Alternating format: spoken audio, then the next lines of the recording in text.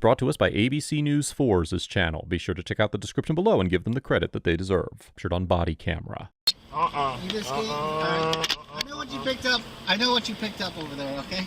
What I picked up? Yeah. Come on. Get out of the car. No, I ain't getting out the car till y'all tell me what's going on. We're about to tell you what's going on. Come on out. No, bro. What's going on? Let me record this. Okay. Y'all got y'all. What y'all got y'all camera on? We're recording right now, so come on out. What's going on? We got the camera on. Yeah, come on out. Tell you, all right? Come on out. Oh, no, don't grab me. Don't grab me. Don't grab me. Well, we're telling you, giving you lawful order. If you don't get out, you're about to get ripped out of the car. Well, go ahead. So don't. I got a back problem. Don't rip me out. I'm not trying to do that, so come on out. Come on out. We'll explain it to you. We're gonna tell you, dude. Come on, step out of the car. Let me go. No, I'm not letting you go. Bro, let me go, This is your last bro. chance, man. No. Get the f out. Hands behind your back. Why you punch me in my face? I don't know what's going on. Yeah, pull them up. Up in the trunk. If you got your camera on, punch me in my face. We got a camera, bro. Somebody punch me in my face. Hey, bro. Oh, Johnny, what's going on? What's going on? There was no apparent imminent threat or danger to Corporal Barrino.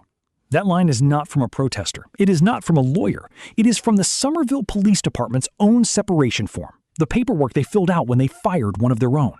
20th, 2020, Corporal Robert Barrino of the Somerville Police Department initiated a traffic stop on 42-year-old grandfather Timmy Miles after he drove away from his Somerville, South Carolina residence. Prior to the stop, Charleston police officers had intercepted a FedEx package containing marijuana that was sent to Mr. Miles's home, but addressed to an individual who did not live there, and, according to Mr. Miles, was not known to him or his family. As part of a narcotics surveillance operation, officers from the Somerville PD delivered the package to Mr. Miles's front porch, and at least 2 officers watched the package from a wooded area behind Mr. Miles's home. At one point, the officers lost sight of the package, and when Mr. Miles drove away, Corporal Barrino pulled him over on the mistaken belief that he had picked up the package and put it in his vehicle. Corporal Barrino approached the vehicle, and the encounter that followed was captured on body camera. You just I know what you picked up. I know what you picked up over there, okay? What I picked up? Yeah. Come on. Get out of the car. No, I ain't getting out the car till y'all tell me what's going on. We're about to tell you what's going on. Come on out. No, bro. What's going on? Let me record this. Okay. Y'all got y'all. What y'all got y'all camera Yeah, we're on? recording right now, so come on What's out. going on? We got the camera on. Yeah, come on out. Tell you, all right? Come on out. Oh, no, don't grab me. Don't grab me. Don't grab me. Well, we're telling you, giving you lawful order. If you don't get out, you're about to get ripped out of the car. Well, go ahead. So don't. I got a back problem. Don't rip me out. I'm not trying to do that, so come on out. Come on out. We'll explain it to you. We're gonna tell you, dude. Come on, step out of the car. Let me go. No, I'm not letting you go. Bro, let me go, This is your bro. last chance, man. No. Get the f out. Hands behind your back. Why you punch me in my face? I don't know what's going on. Yeah, pull them up. Up in the trunk. If you got your camera on, punch me in my face. We got a camera, bro. Somebody punch me in my face. Hey, bro. Oh, Johnny, what's going on? Picture this. A man drives away from his own house. Behind him, in the woods, 2 officers are watching a cardboard box on his front porch. The box is still there. He never touched it. But 35 seconds after he refuses to explain himself, he is being choked through his own car window and punched twice in the face. That is the image to hold on to. A package on a porch, a man in a chokehold. 2 things that never should have met. The officer was Corporal Robert Barrino. The theory was simple. A FedEx package containing marijuana had been intercepted, addressed to someone who didn't even live at Miles's house, and delivered there as a controlled sting. 17-13-50 of the South Carolina Code makes it illegal under state law for an officer to, quote, refuse to answer a question relative to the reason for the arrest posed by a person who has been arrested. This statute does not apply to Terry stops. Additionally, officers typically have the discretion to require individuals to exit vehicles during traffic stops, and for this reason, an order to step out of a vehicle is typically considered lawful. While South Carolina's hindering statute, which can be found in section 16-5-50 of the South Carolina Code, is limited to interference with arrests, under section 16-1 of the Somerville Code of Ordinances, it is unlawful, quote, for any person to refuse to obey a lawful order of any officer of the police department for the town engaged in the discharge of official duties. Yeah, I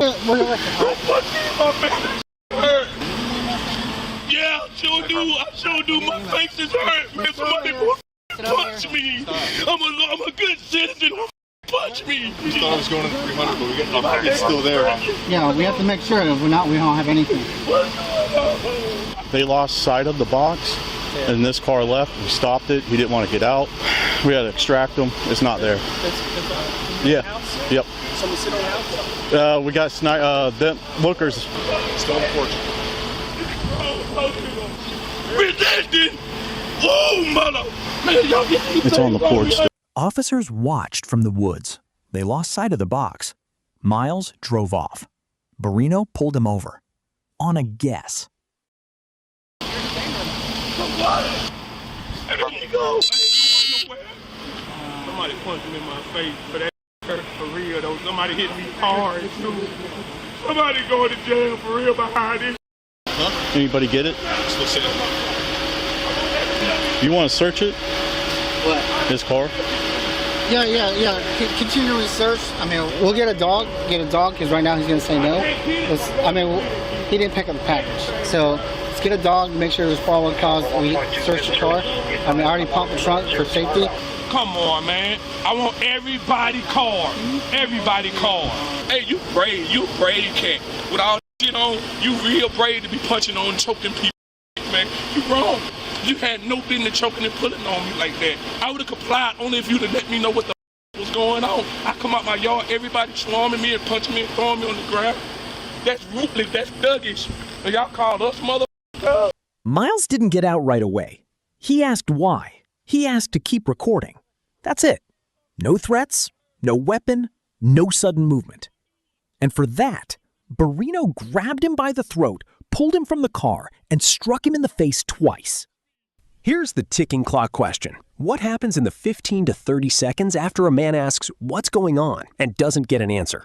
Courts have already ruled on this. Under the Fourth Circuit's own precedent, officers are not required to explain a stop before ordering someone out of a vehicle. So legally, the order to exit was likely lawful. But lawful orders don't authorize unlimited force. And that gap between a lawful order and an unlawful response is where this entire case lives. 16 case of Armstrong versus Village of Pinehurst, the Fourth Circuit Court of Appeals, which has jurisdiction over South Carolina, determined that, quote, non-compliance with lawful orders justifies some use of force, but the level of justified force varies based on the risks posed by the resistance. Applying this precedent, the U.S. District Court for the Eastern District of Virginia, which is also in the Fourth Circuit, held in the 2022 case of Nazario versus Gutierrez that, quote, when police lawfully order a driver to exit his vehicle and the driver refuses, police may use reasonable force to remove the driver. In reaching this decision, the court recognized that, quote, a key determination in the reasonableness inquiry is whether the resistance is active or passive, and noted that, quote, verbally refusing to exit a vehicle constituted purely passive resistance.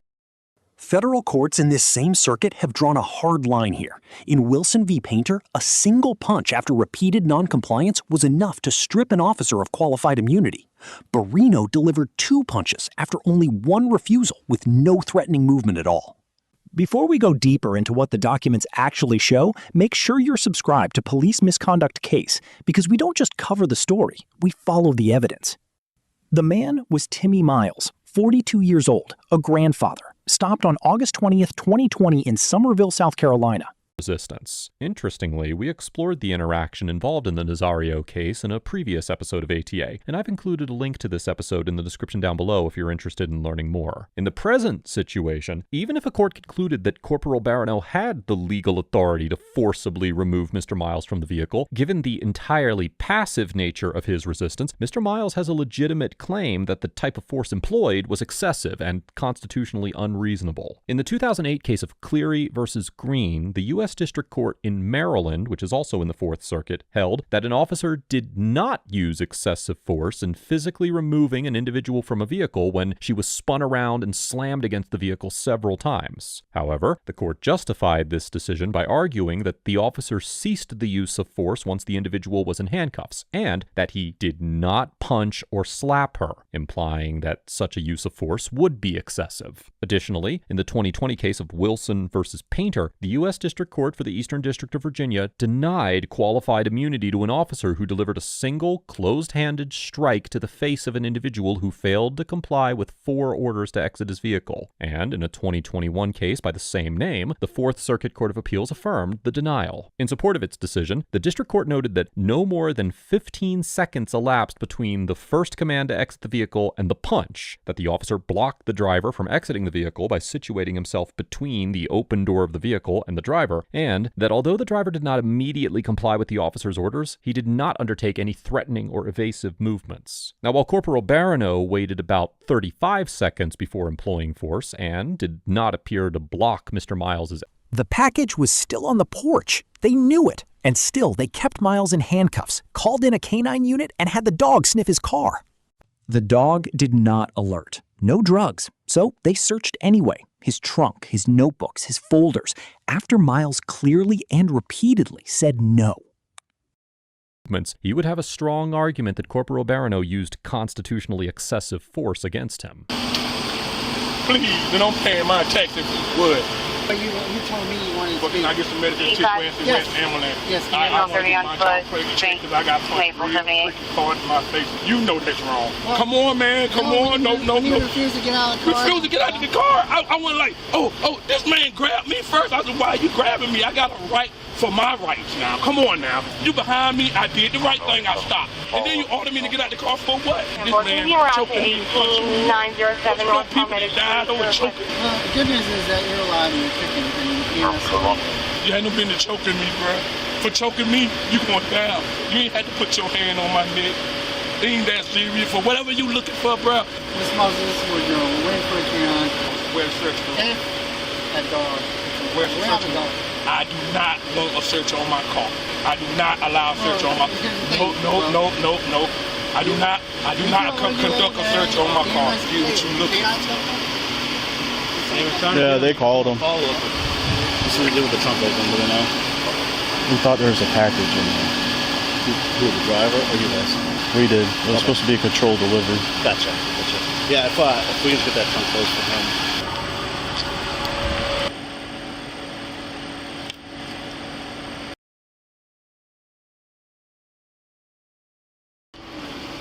Yeah, no. The whole thing. No? All right. I appreciate it. Thank you. Did they notify you about sending EMS to the traffic stop? Negative, sir. Can we get one for black male, approximately 30, 35, complaining of head trauma? Nobody notified them, so they're coming now. Y'all say the EMS were coming on. They're coming. I confirmed it. They're coming now. We're going to go and search this. Anything else we find here. Secure his phone. Mm-hmm. So I could do a search warrant on it. He didn't admit to using marijuana. No, I did. Hey, you know what? Just do the instant to arrest. We'll hand it over rather than tow it. This is stuff back behind here with this stuff, but he's got a corner cut and it smells like weed in there, so. Yeah, he has a couple baggies in the front as well. Yeah, I'll get photos of him.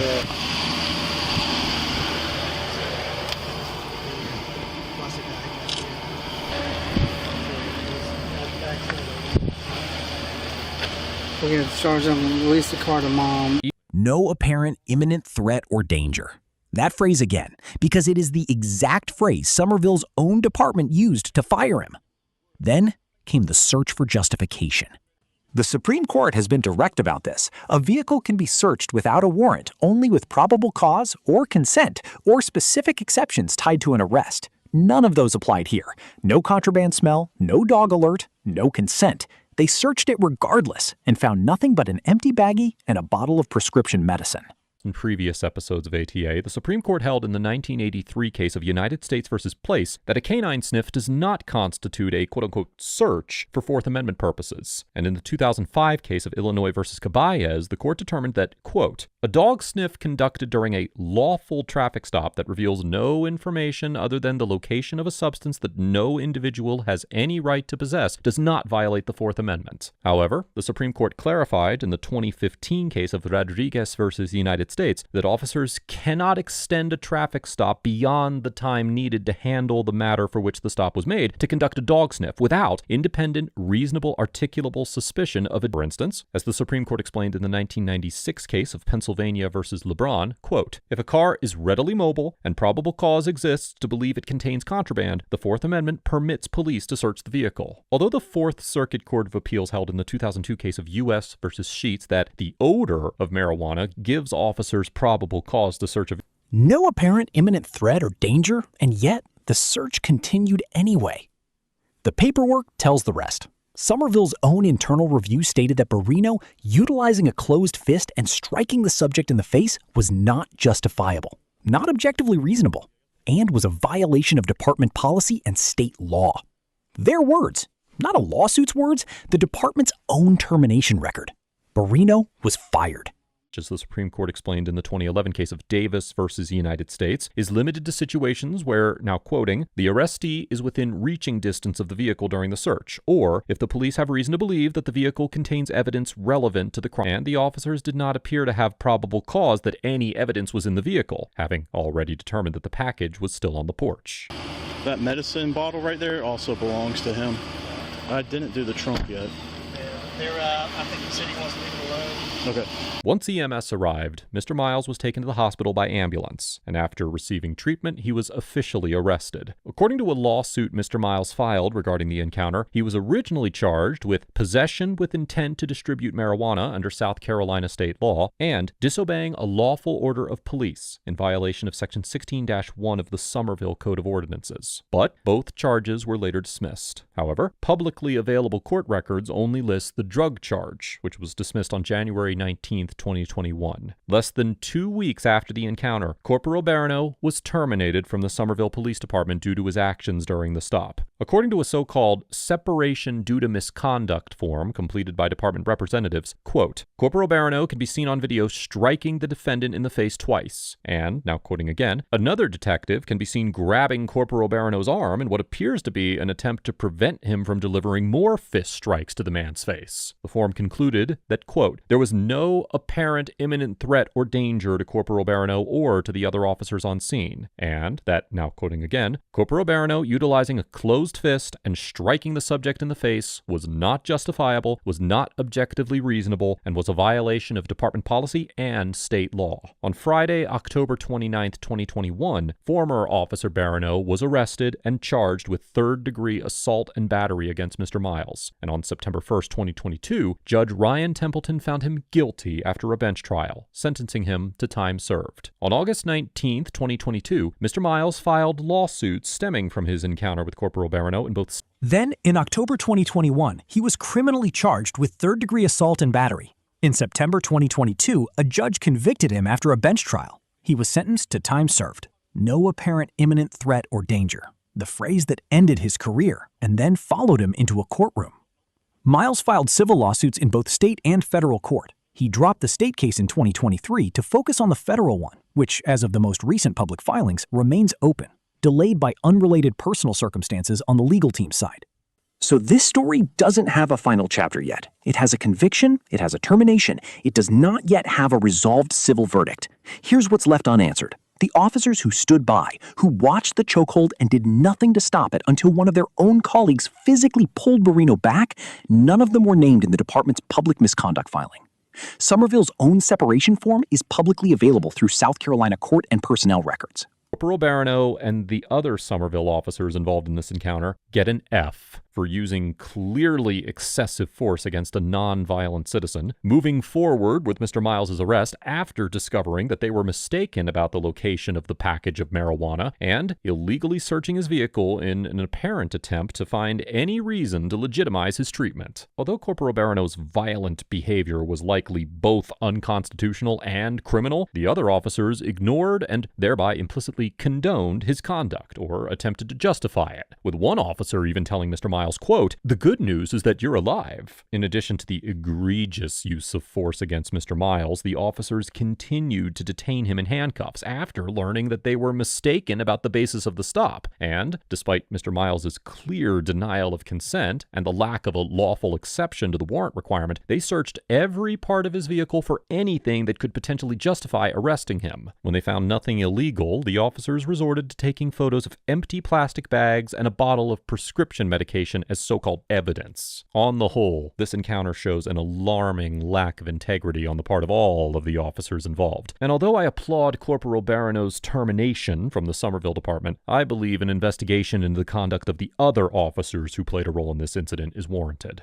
Mr. Miles gets a B+ because although he should have complied with the officer's orders to exit the vehicle and apparently admitted to using marijuana, he adamantly defended his right to refuse consent to a search of his vehicle and passionately exercised his First Amendment rights in confronting Corporal Barrino about his conduct and taking appropriate legal action after the incident. Throughout this encounter, Mr. Miles was the victim of both bizarre circumstances and police misconduct, and I commend him for both communicating his disdain for Corporal Barrino's behavior during his arrest and pursuing justice for his inexcusable treatment in the courtroom. However, other citizens in a similar situation might benefit from obeying the orders of the officers and invoking the right to silence to help strengthen their case against any unconstitutional or unlawful conduct from the officers.